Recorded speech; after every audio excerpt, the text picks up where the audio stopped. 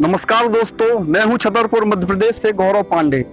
आज आपके लिए एक सच्ची कहानी लेकर आया हूं जो हमारे भारत में प्रकाशित होने वाली एक मासिक पत्रिका कल्याण से ली गई है। एक बार क्या होता है कि अमेरिका में एक अंग्रेज बाबू को कोई सलाह देता है, अगर आपको जिंदगी में मोक्ष प्राप्त करना है तो आप भारत जाएं और भारत के वृंदावन में गौ सेवा करें।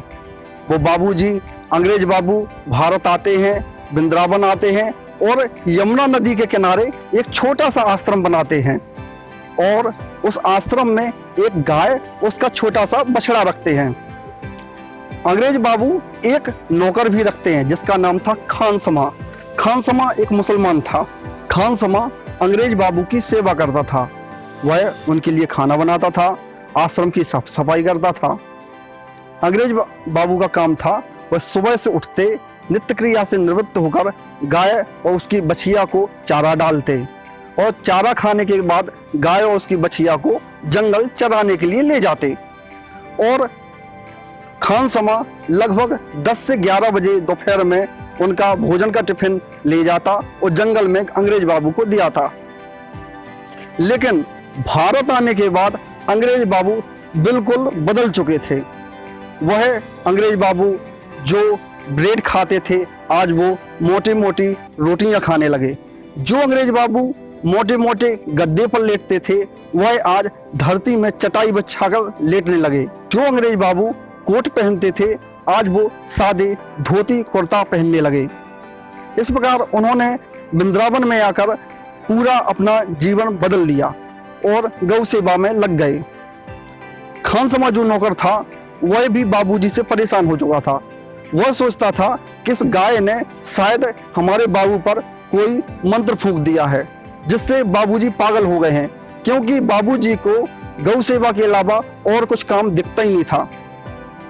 कई बार तो खानसमा में कहीं से भभूति लाकर धीरे से नजर बचाकर बाबूजी की उस गाय पर फेंकी। एक बार खानसमा तय करता है, वह सोचता है कि आज तय देखना है कि आज लौटना नहीं है, आज देखना है कि आखिरकार बाबूजी जंगल में करते क्या हैं। आज सुबह बाबूजी उठे और निवृत्त होकर गाय को चारा डाला रोज के समान और गाय को लेकर के जंगल चराने निकल गए। और इधर खानसमा ने सुबह उठकर खाना बनाया और जब 11-12 बज चुके तब खानसमा ने उनका टिफिन लिया और जंगल की ओर चल दिया। जंगल में पहुंचने के बाद उसने बाबूजी को ढूंढा और बाबूजी को ढूंढने के बाद उसने टिफिन दिया, लेकिन आज खानसमा अकेला लौटा नहीं, वहीं पर जंगल में छिप गया कि बाबूजी आखिरकार करते क्या हैं दिन भर गाय के साथ। आज खानसमा जंगल से बाबूजी को टिफिन देकर लौटा नहीं, बल्कि वहीं पर छिप जाता है। वह देखना चाहता है आखिर बाबूजी गाय के साथ दिन भर करते क्या हैं।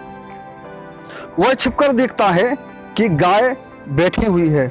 उसके जस्ट सामने बाबूजी अपने घुटनों के बल हाथ जोड़े बैठे हैं और उनके आंखों से अश्रु की धार निकल रही है। यह देखकर वो अचंभित हो जाता है। आगे वह देखता है कि बाबूजी उस गाय से अंग्रेजी में बात कर रहे होते हैं और गाय भी उन बाबूजी का अंग्रेजी में जवाब दे रही होती है। यह देखकर खानसमा घबरा जाता है और चिल्लाता हुआ वहीं बेहोश हो जाता है। उसकी जब आंख खुलती है तो वह अपने आप को आश्रम में पाता है और देखता है सामने बाबूजी हंस रहे हुए होते हैं। दोस्तों, यह एक सच्ची घटना है। जो आपके दरवाजे पर गौ माता आती हैं, उनको ऐसा वैसा ना समझें। उनके रोम रोम में देवताओं का निवास होता है। इसलिए अगर हो सके तो घर में व्यवस्था कीजिए एक गाय पालने की, अगर नहीं है तो व्यवस्था कीजिए और गाय पालिए और गौ सेवक बनिए। इसी आशा के साथ आप सभी को जय गौ माता की।